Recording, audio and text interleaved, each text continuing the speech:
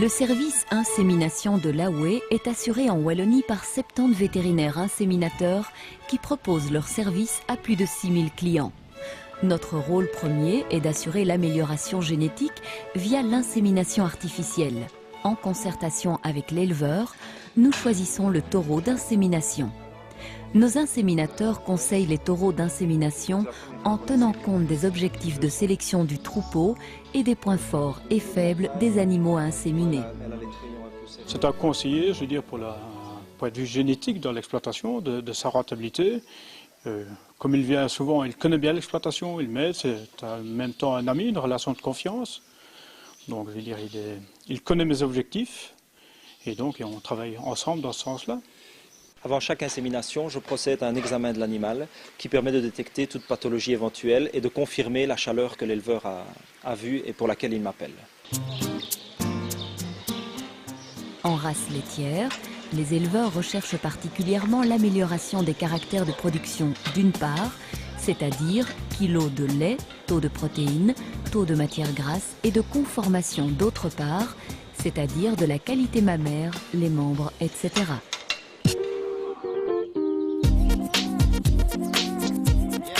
En race viandeuse, les éleveurs accordent de l'importance à des veaux exempts de tare, ayant une bonne aptitude à boire et une bonne vitalité.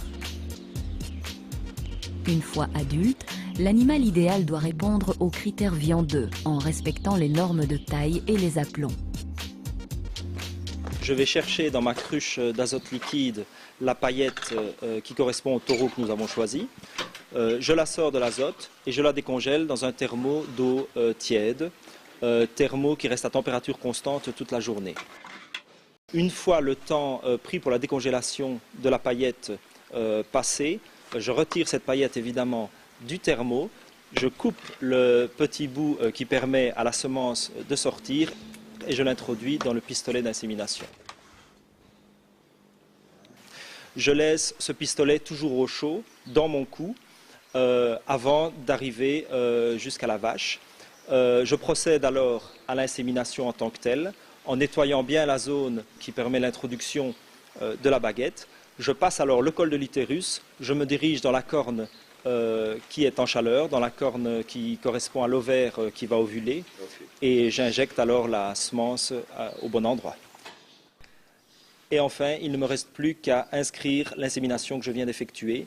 Après avoir scanné la paillette que j'ai utilisée, qui correspond au numéro de lot de la semence, après avoir scanné le numéro de boucle de la vache, numéro Sanitel, je laisse une trace écrite à l'éleveur avec la date et le nom du taureau utilisé.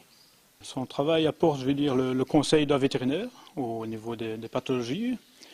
Alors, question connaissance des taureaux, l'insémination, parce que je veux dire, l'exploitant, lui, ne peut pas suivre, c'est un métier à part entière, je veux dire, l'insémination. L'exploitant, lui, ne peut pas se mettre ce métier-là en plus sur le dos. Mon rôle ne se limite évidemment pas seulement à l'insémination, mais aussi au suivi de troupeaux, suivi d'exploitation. Dans la plupart des exploitations dans lesquelles je circule, je suis appelé à intervalles réguliers de plus ou moins 1 mois afin de procéder à ce suivi. Il consiste à procéder à des échographies pour confirmer les gestations et à revoir les animaux, soit qui posent problème, soit qui ont eu un vélage difficile ou que l'on a difficilement pleine par insémination. Cela me permet de procéder à des traitements et d'améliorer comme ça la rentabilité de l'exploitation. Les vétérinaires inséminateurs sont particulièrement attentifs aux facteurs environnementaux susceptibles d'influencer les performances de reproduction, par exemple l'alimentation et le statut sanitaire des animaux. Différents contrôles tels que le calcul de ration, la production sont effectués. Des formations continues pour les vétérinaires inséminateurs sont régulièrement organisées. En plus de l'insémination artificielle, nous proposons à nos éleveurs des techniques vétérinaires de très haut niveau. Le transfert d'embryons de l'AOE donne à l'élite de l'élevage l'accès à une amélioration génétique très rapide. L'éleveur peut, grâce à cette technique, augmenter le nombre de descendants issus de ses meilleurs sujets. Le transfert d'embryons est une biotechnologie réservée à des éleveurs d'élite. Les embryons sont issus des meilleurs taureaux, mais également des meilleures femelles de son exploitation. Les sujets issus de cette technique sont très souvent primés dans les concours et les meilleurs taureaux sont recherchés par les centres d'insémination. Ici, nous sommes en train de faire une récolte d'embryons. Ça consiste à prélever des embryons hors d'une vache d'élite. Donc de pouvoir faire de la sélection non plus à partir de taureaux d'élite comme vous avez vu à l'insémination, mais ici c'est à partir de vaches d'élite. Au lieu de faire un veau par an, elle peut en faire 10, 15, 20.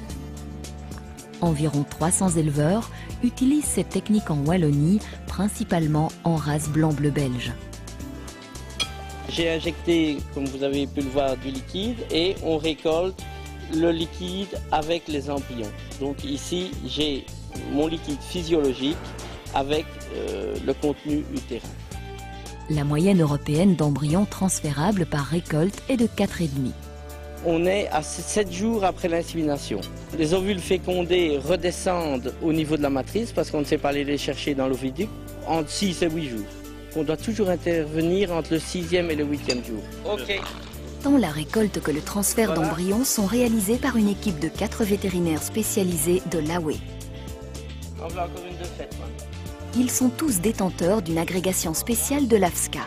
Elle garantit la qualité sanitaire de leurs prestations et la traçabilité parfaite des embryons.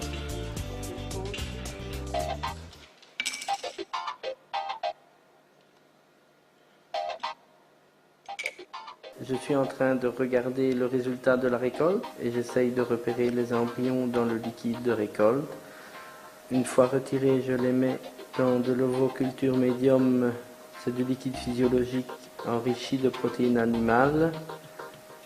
Et soit je prépare quelques embryons pour remettre en frais directement sur les receveuses qui sont prêtes, soit je les congèle directement dans le congélateur qui est là.